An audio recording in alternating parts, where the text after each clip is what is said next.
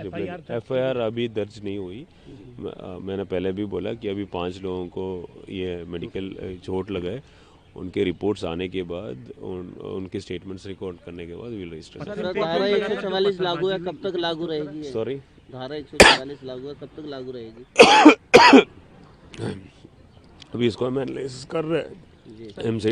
MCD से coordination meeting हम करेंगे, एमसीडी की फीडबैक ले लेंगे कि अभी कितना और काम बाकी है, उसके बेसिस में will take it. Sir, important सवाल ये है कि क्या उम्मीद थी कि पत्थरबाजी की जाएगी जिस तरीके से? नहीं, जितना हमने लोगों से हमने कॉन्फ्रेंस बिल्डिंग मेशर्स किया था, we were not expecting there will be a पत्थरबाजी। बड़ी खबर आ रही दर्शकों, दिल्ली पुलिस पे हमला हुआ है। जी हां दर्शकों, 5 पुलिस पर जानलेवा हमला हुआ है। वो तस्वीर हम आपको दिखाएंगे, पुलिस प्रशासन क्या कह रहा है वो भी दिखाएंगे। लेकिन सोचिए, दिल्ली मस्जिद के पास ये कोहराम, ये भयानक तस्वीरें क्यों देखने को मिला। और वहीं दूसरी तरफ बुलडोजर एक्शन के बाद जो दरअसल खेल शुरू हुआ है और जिन लोगों को गिरफ्तार किया जा रहा है, क्या वो जायज है, क्या वो बेकसूर है या कसूर है या मुख्य आरोपी है, ये भी आपको देखना बहुत जरूरी है। पल पल की अपडेट हम आपको देख रहे हैं कि दिल्ली में आधी रात दिल्ली के दिल वालों पर कैसे जुल्म हो रहा था, वो हम आपको दिखाएंगे। बुलडोजर एक्शन के नाम पर क्या ये गुंडागर्दी चल तो नहीं रहा है, या फिर जो गुंडागर्दी कर रहे हैं क्या वो पकड़ा तो नहीं जाएगा।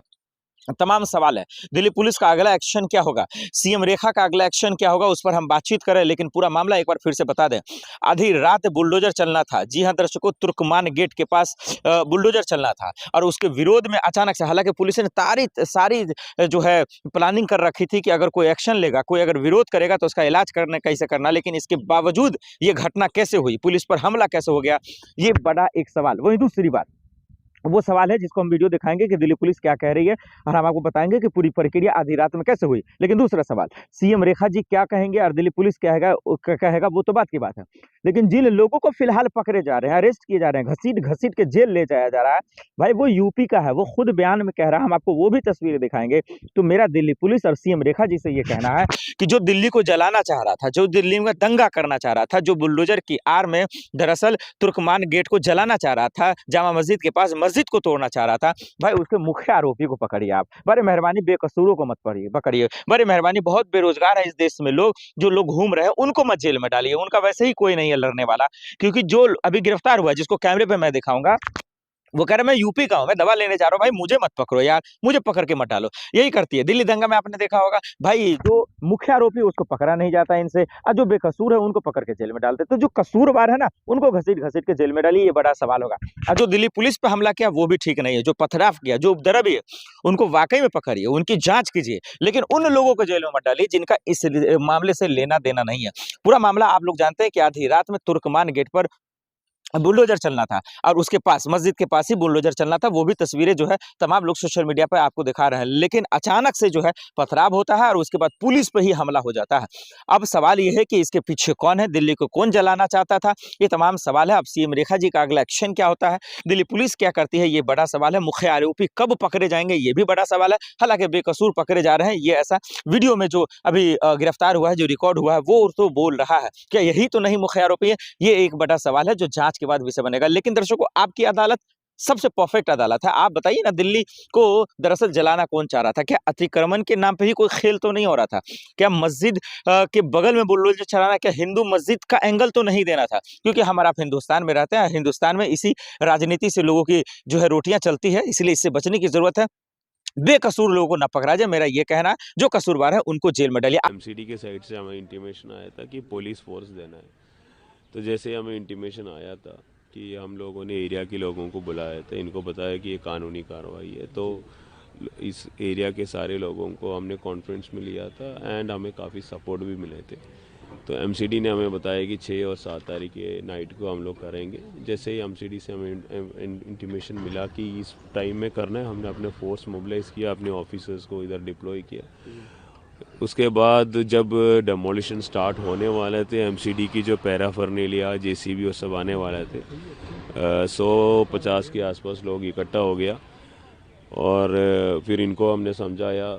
उसमें मैक्सिमम लोग अपने घर चले गए, फिर भी थोड़ा सा कम some people actually try to create ruckus, थोड़ा सा मतलब पत्थरबाजी भी हुआ उसके बाद हमारा जो कंसर्न एडिशनल डीसीपीज और डीसीपी से तो अपने फोर्स लेके उनको पुशबैक किया miss using minimum amount of force. उस कार्रवाई में 5 लोगों को, पुलिस वालों को माइनर इंजरीज हुआ है, उनको मेडिकल किया भी है। जैसे मेडिकल रिपोर्ट्स आएगा और उनके स्टेटमेंट्स रिकॉर्ड करेगा और सीसीटीवी कैमरास एनालाइज करेगा, उसके बाद हम लोग ये जो प्रॉब्लम क्रिएट करने वाले लोगों के खिलाफ कानूनी कार्रवाई करेंगे। मस्जिद फैज इलाही के कितने परिसर पर कार्रवाई की गई है, कितने को डेमोलिशन किया गया है? वो जो लैंड ऑर्गेनाइजिंग एजेंसी है वो उनके साइड से आपको बेटर इन्फॉर्मेशन मिलेगा। मैं सिर्फ ये बता सकता हूँ कि फैज़ल मस्जिद की जो विसिनिटी में एक बैंक हॉल था और एक डिस्पेंसरी थे जो कोर्ट ने डिक्लेयर किया था कि ये कब्जा है और मतलब इलीगल पोसेशन है, उनको कल रात को तोड़ दिया गया। कितनी फोर्स लगाई गई है थी, कितनी फोर्स लगाई गई थी और क्या एफआईआर दर्ज की गई?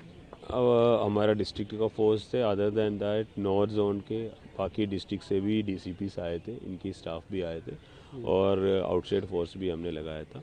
तो जितना एरिया था इनको कवर करने के लिए हमने फोर्स डिप्लॉय। एफआईआर अभी दर्ज नहीं हुई। मैंने पहले भी बोला कि अभी 5 लोगों को ये मेडिकल चोट लगा है, उनके रिपोर्ट्स आने के बाद उनके स्टेटमेंट्स रिकॉर्ड करने के बाद विल रजिस्टर। सर, धारा 144 लागू है, कब तक लागू रहेगी? सॉरी, धारा 144 लागू है, कब तक लागू रहेगी?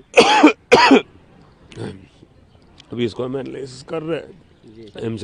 एमसीडी से कोऑर्डिनेशन मीटिंग हम करेंगे, एमसीडी की फीडबैक ले लेंगे कि अभी कितना और काम बाकी है, उसके बेसिस में will take it. Sir, important सवाल ये है कि क्या उम्मीद थी कि पत्थरबाजी की जाएगी जिस तरीके से भीड़? नहीं, जितना हमने लोगों से हमने कॉन्फ्रेंस बिल्डिंग मेशर्स किया था, we were not expecting there will be a पत्थरबाजी। और इनफैक्ट आप अगर इस एरिया की पॉपुलेशन देखेंगे, पॉपुलेशन डेंसिटी देखेंगे तो सिर्फ 100 के आसपास ही लोग इकट्ठा हुआ था। उसमें से काफ़ी लोगों को जब हमने समझाने की कोशिश की वो लोग चले भी गए थे, फिर भी 25-30 लोगों ने यहाँ पे प्रॉब्लम क्रिएट किया, तो उनको तो पुलिस फोर्स ने पुशबैक किया। एक ही बार पत्थरबाजी हुआ तो उसमें 5 लोग थोड़ा सा जिनचोड़ हुआ और उसके बाद पुशबैक करने के बाद फिर throughout the process there was no issue. Tear gas का भी इस्तेमाल करना पड़ा? 1-2 बार करना पड़ा, तो अभी वो पूरा चेक करेंगे क्या कार्रवाई की, उसके बेसिस में हम लीगल एक्शन लेंगे। ट्रैफिक एडवाइजरी जारी हुई है सर, उसको लेकर क्या कहेंगे, कब तक ये रहेगा? क्योंकि काफी रोड बंद है। अभी मॉर्निंग स्टार्ट हो रहा है। जैसे ही एमसीडी से हमें कंफर्मेशन मिलेगा कि डेमोलिशन खत्म हुआ या फिर अभी आगे कार्रवाई नहीं करना है या जैसा भी हो, उसके बेसिस में हम डिसाइड करेंगे और ट्रैफिक पुलिस के साथ कोऑर्डिनेट करके उसमें ये करेगा। लेकिन मैं एक एश्योरेंस ये दे सकता हूँ कि by 10 o'clock the traffic will be almost by 10 o'clock, unless and otherwise there is something which is beyond our control, the traffic will be smoothly flowing again.